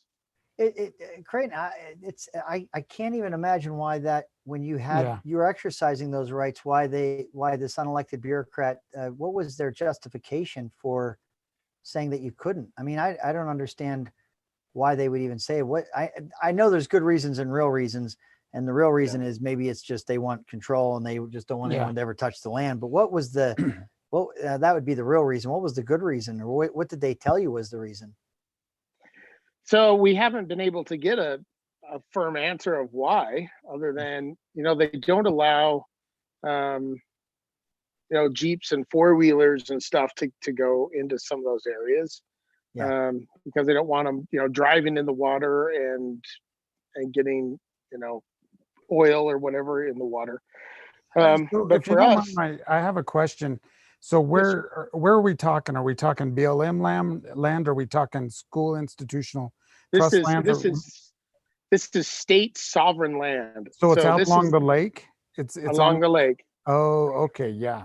I think that's something the governor can work on, because that would fall right under DNR. And I think the governor would have the ability to direct his staff. And if they're not giving you an answer right away, that means they don't have an answer. I mean, they should be able to advertise that answer right away, and you should clearly understand what it is. And when they don't tell you about it, it's sometimes you get this bureaucratic creep that happens where they just don't want to be bothered with it. They think, oh, what if someone were to complain or something were to happen and we would have to do something about it?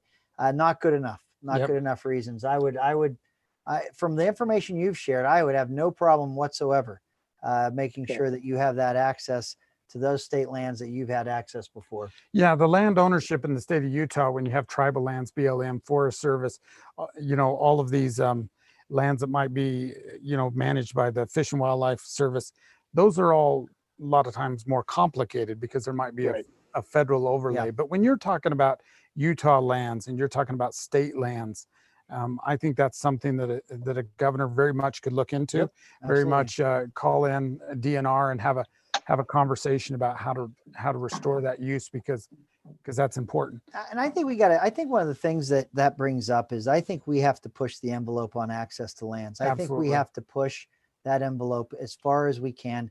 I imagine I think Colorado was the state that said, I know that marijuana is a Schedule I narcotic, and I know that it's against federal law, but you know what? I think our state should have the right through an election and a referendum or initiative to decide otherwise. And they actually, and I'm telling you, because I've been through this with legislative research and general counsel and constitutional notes and everything else. There would have been within that legislature that would have decided that in Colorado, there would have been drafting attorneys to say, this is a clear violation of federal law. It won't hold up in court. You can run it and you can try to have that election, but it's really not going to work. But they did it anyway. Yeah. And they said, you know what, we're going to go ahead and push. And we're going to go ahead and do it. And then when you fast forward and you look now, I don't even know why the federal government why it has not changed the status and maintains a Schedule I narcotic when you have more than 35 states now that have medical cannabis or recreational or both. But that all started when you had a state that decided we're going to act like a state. Yep.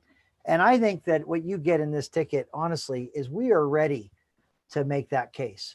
We are ready to make the case that we are a sovereign state, and we will push that envelope in terms of a state's rights and what we can do and what the public can do by way of access to state land. So unless there's some big detail that is not known to me, I would have no problem whatsoever. And why don't you go ahead and email our campaign?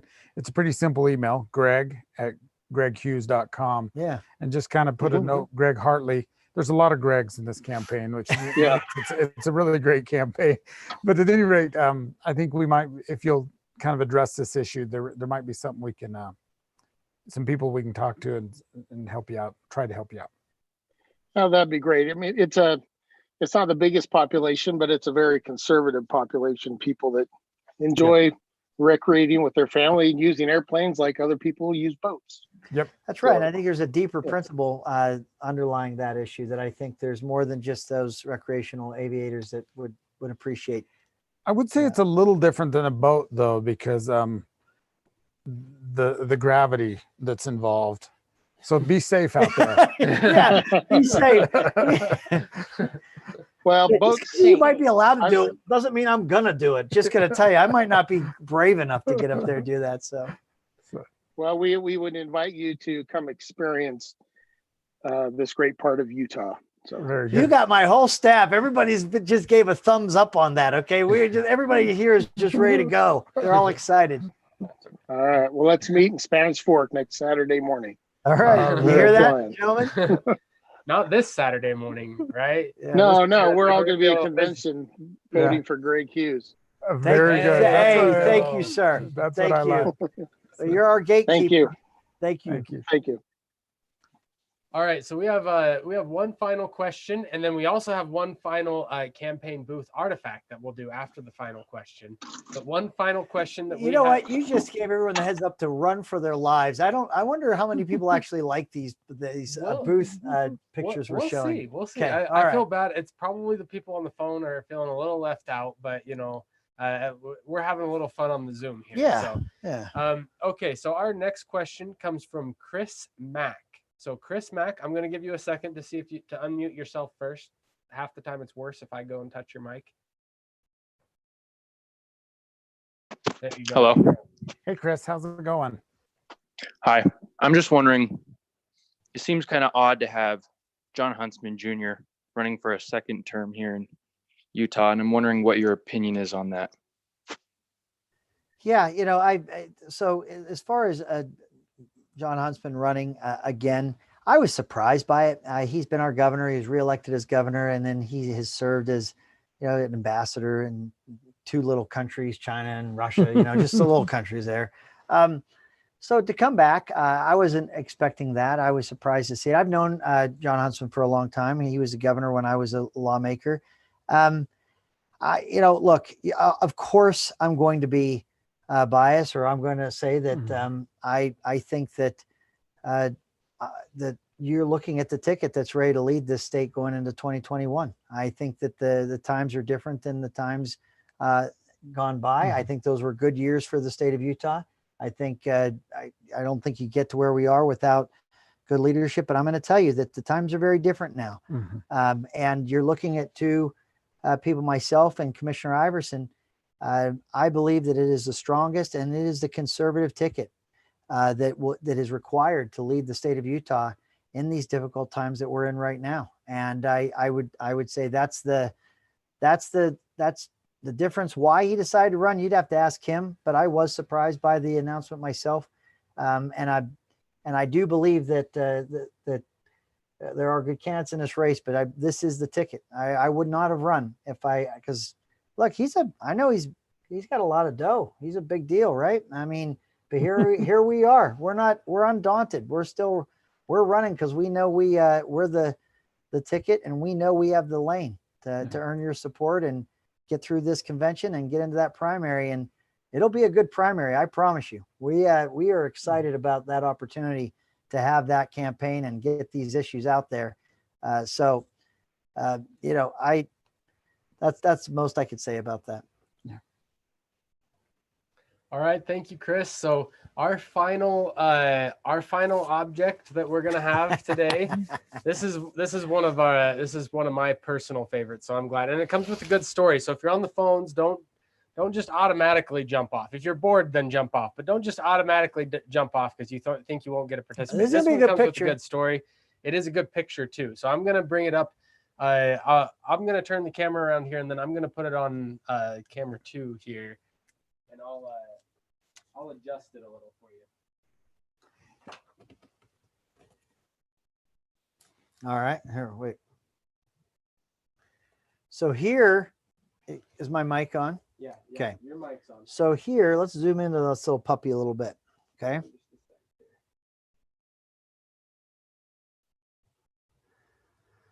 So this is 2015. It's my first year as speaker. Okay. Are we on there? I can't. Yep. I don't see the camera on mine. So I'll say, okay. So this is a rough draft. Okay, of a editorial cartoon, drawn at my expense. By the way, this is not one that's supposed to paint me in a positive light. It's 2015. I'm the new guy on the block in terms of my first year as speaker, and Obamacare expansion is on the table. This is being supported by the governor and the lieutenant governor, contrary to what I've heard tonight. And I don't believe that could actually be argued. So I don't believe that's true. That's been said that way. But Obamacare expansion is being argued for. And the House of Representatives, myself as speaker, we have gone over this federal Obamacare, the promise that it's the Affordable Care Act. It's not affordable. It doesn't create more access. And so we in the House, it's been announced that we don't have the votes, and we're not supporting Obamacare expansion. It's called a Healthy Utah, but it's Obamacare expansion. I don't care what you call it. That's what it is. It's ACA, it's Medicaid expansion, Obamacare expansion. So Pat Bagley is an editorial cartoonist for the Tribune, and he wrote, and this is the rough draft, by the way. This ended up having the Senate president and the senator that was sponsoring the bill standing over here with them in the final one that made the paper. But this is me. Wait, hold on. I gotta get this is me right here. And I got me in a reverse pinstripe suit with a Tommy gun in my hand, like I'm a gangster. And you see all these spent shells, bullet shells all around me over here. You see all these shells around here. And the doctor laying here, let me see right here. The doctor, this editorial cartoon, I've just shot this doctor dead. He's sitting there, says, healthy Utah in them. And in the final draft, it's even got a pool of blood because my youngest boy back in 2015 saw it and he was really disturbed by it and asked if I was killing, shooting people. He really did. He wondered what in the world this was meant to be. In this picture, you see the governor looking horrified and it says, what's it say? You don't look healthy to me. And it's really, I asked Pat Bagley, he didn't realize at the time, he thought he was going to shame me somehow. This is an attempt by the media to shame you or to try and paint you in a very unkind light and to try and create public sentiment that would be negative about you to compel you to behave the way they want you to. And what the artist was not ready for was for me to ask him, I will pay you for the art. I will pay you for your rough draft. I paid $100. I paid $100 for this. And then I paid for the final, the one that's actually colored up and that it was the final draft. And so every time he made a picture of me like this, not only did I ask for it and purchase one, I would frame them and I would put them in my office. And so if you walked into the speaker's office when I was there, you would see, because this isn't the only one he did a bunch of them. But you saw this framed up in my office, and it was I wanted everybody to know, you're not going to intimidate me out of an issue. You're not going to shame me out of an issue. You're not going to paint me as a bad guy, as a Mr. Gangster. You're not going to say all the bad things you want to say about me and scare me off, use fear, or think that I will use fear to make my decisions. And so this wall got kind of full. We had a bunch of pictures up on there. And so this was important to me because I felt that it sent a message. He also, it was funny. He stopped drawing me because he realized I loved it and I kept buying them. And so they started making editorial cartoons about the legislature and he'd leave me out. And he knew that would bother me because I wanted to be in there. And I would look at that and say, see, now he knows how to get under my skin. He made this cartoon to make the legislature look bad, and he didn't even put me in it. And so he stopped putting me in there. But I put that on my wall and I was going to be in my booth to let the delegates know that these are the tactics of the liberal media. They want to make you look like a bad guy when you don't do what they want you to do. And it does not have the desired effect on me. I would say it's social proofing that you're making a difference when you make them this mad. Yep. So that's the example of that. I still love that this is sitting right here because this is one of my favorite things right here. This is, if you're late to the meeting, these are the things that I took from Air Force One on my tour. The president asked me if I wanted to see Air Force One. I asked for napkins and M&Ms and I got them.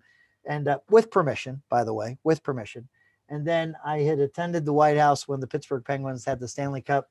And when he came to visit us in December, I'd been there in October, he had signed with a Sharpie the invitation and gave it to me, surprised me when he came off Air Force One. And I hugged him for that. I want you to know I gave him a hug. I was so excited. But anyway, that's some of the stuff in our booth that we never got to share and that we have bored you probably to tears about tonight. We appreciate everyone indulging us. Thank you. I was so excited about our booth. We just had to have a virtual booth tonight. Yeah, I was hoping that we could do it. So, but let's just close. Victor, why don't you share some thoughts before we? Well, I just want to thank all of you as delegates for sticking with us, for listening to us on the phone, for joining us via Zoom. This has been an interesting experience for me, just like it's been an interesting one for you. And I'll tell you, I just want to thank you for your service. I just say that in closing, this is probably going to be the last meeting that we have. Tomorrow, we're going to be available for other questions if you want to call in. But this is probably a historic and critical race for our state. It absolutely is.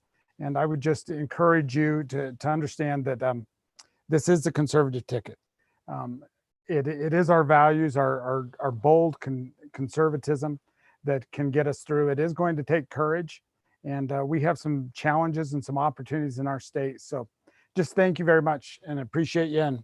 And I hope you'll support us. That's right. So that's right. Look, so we've been saying this, you're probably tired of hearing it, but it's when you don't get the crowd, when you don't get the energy, when you don't get to be in the same room with one another, and really feel the momentum that comes with a successful ticket and a campaign.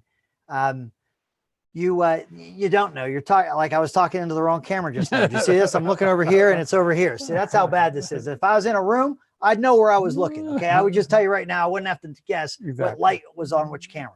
Okay. So, but I will tell you this. I am grateful that we've had delegates. Things were getting crazy. The fact that we had state delegates delegates that were served in 2018 and those that have replaced those that weren't able to serve and have become delegates, and you're weighing all the candidates. I am so grateful that we've had this high information election cycle. I'm so grateful that you've been able to ask questions of all the candidates. I'm glad that you've been able to hear answers, and hopefully you've been getting straight talk. I can tell you from this ticket, we're always going to tell you the truth. There's a saying, people lie when they're scared. Well, I'm not scared, so I don't lie. And that's the truth of it.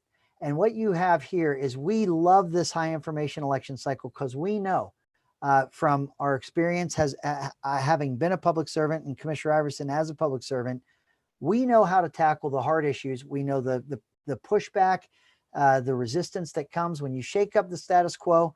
You do draw the criticism and the attacks. And so we're not newborn, baby skinned, unblemished. We have our critics and we've had our attacks. But I'm going to tell you, we're in a time in Utah where Steve Jobs said, and I love this quote, if you want to make everybody happy, don't be a leader, sell ice cream. Well, this ticket does not sell ice cream. We're going to tell you the truth. And the truth is this, those that sell ice cream, those that the political calculus is, I want to be loved. And the way to be loved is I don't want to make anyone mad. And the way to not make anyone mad is to do nothing. Those are not the people that are ready to be leaders or that are leaders in the times that we find ourselves in right now. What you get in this ticket and what you get in us is that we have been attacked by the media. We have had our critics. We've had special interest groups that attack us. We've had the Twitter storms and the social media and all that comes with it. People have tried to shame us out of positions that we hold and try to embarrass us and suggest you can't even have an opinion. I have seen as Speaker of the House, and I'm sure you've seen it as a public servant, Commissioner, fear can be contagious. It can be with your colleagues and those you serve with. It can be with your staff when the heat gets turned up. But well, you know what else is contagious? It's courage. You know, you put some good leadership in place, and with a little bit of courage, you can withstand the pressures and the opposition I just described. So when you're talking to the other candidates, and you are, I know by way of every delegate, you're vetting every candidate. Don't let anyone answer a question 30,000 feet above the ground. Don't let them answer in platitudes. Ask for specifics, kind of like we've done tonight. And we've done throughout the campaign, by the way. If I have one fault, it's that I get too detailed and everyone gets mad at me. But ask for specifics, because when you get close to the ground and you get specific, that's when you start to threaten the status quo. That's when you start to get others that will want to push or oppose what you're saying. Ask those candidates to be specific, and then ask, what will you do when those specific ideas, you see the media attack and you see the special interest groups threaten and you have those Twitter storms? If they've not been through that, I honestly don't know how they'll answer your question, because I don't think they know themselves what they would do. I know what I would do because I've been through it. I know what Commissioner Iverson will do because he's been through it. We are undaunted and we don't buckle. Please join us. Thank you so much for being with us tonight. If you have more questions, I know voting starts tomorrow. It's a big deal, but we're going to keep calling delegates. We're going to keep trying to reach out to you. If you haven't made a decision, you're our gatekeeper. We never sought a single signature. We always knew that you would be the ones to decide our fate. We have the ability to win. We have the ability to be the conservative ticket. We've raised 11 points. No candidate, no team can match what we've done in the time that we have had. We will continue on that trajectory if you allow us to, and we earn your support. So we ask for your support tonight. Share with your friends and anyone that's a delegate. If they haven't had a chance to speak with us, come on and let's talk. Again, thanks for joining us tonight, and good luck as you vote here in the next 3 days. That's normally the hard cut end right there. So I hate to interrupt after that, but I do want to let people know that we are going to have, we just decided while you were talking, actually, we are going to do another town hall tomorrow night for anybody else who wants to jump on. Plus, we're going to be going throughout the day, a couple different blocks. We'll be messaging people out to get you on to ask any last minute questions you have before voting starts. So we're going to do a couple more things. Anyway. All right. So that's it. And good night.